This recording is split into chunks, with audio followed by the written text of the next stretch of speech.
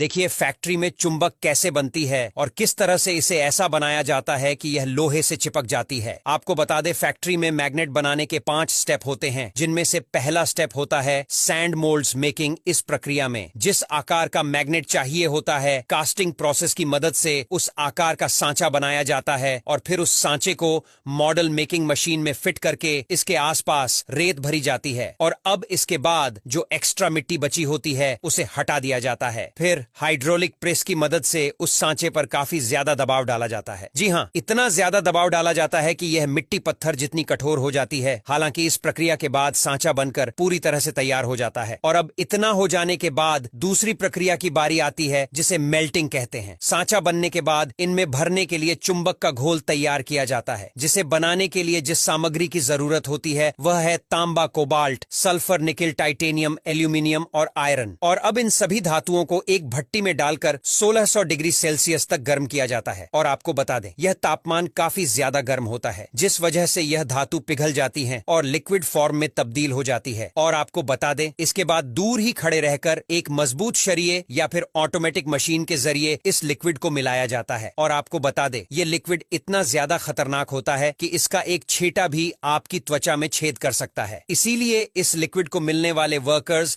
एक खास तरह के कपड़े पहनते हैं और इससे दूर रहकर ही बड़ी सावधानी के साथ काम करते हैं। और अब इस प्रक्रिया के बाद तीसरी स्टेप की बारी आती है जिसे कॉलिंग और मोल्टिंग के नाम से जाना जाता है। और अब यह जब गर्मा गर्म घोल बनकर तैयार हो जाता है और अब इस घोल को बड़ी सावधानी के साथ मिट्टी के उन सांचों में डाला जाता है जिन सांचों को पहले प्रक्रिया में तैयार किया गया था। और अब सच में डालने के बाद इसे ठंडा होने के लिए छोड़ दिया जाता है। इसीलिए इस प्रक्रिया को कॉलिंग प्रक्रिया के नाम से जाना जाता है। और आपको बता दें इस लिक्विड को ठंडा होने में कई घंटे लगते हैं और इस दौरान यह घोल धीरे धीरे ठंडा होते हुए फिर एक बार कड़क धातु का रूप ले लेता। और जब यह सूख कर काफी ज्यादा कड़क और मजबूत हो जाते हैं तो उन मिट्टी के सांचों को हथौड़े की मदद से तोड़कर अंदर जमा हुए धातु के टुकड़े को बाहर निकाल लेते हैं और अच्छी तरह से साफ करते हैं। और अब इसके बाद अगली प्रक्रिया आती है मैग्नेटाइजेशन। इस प्रक्रिया में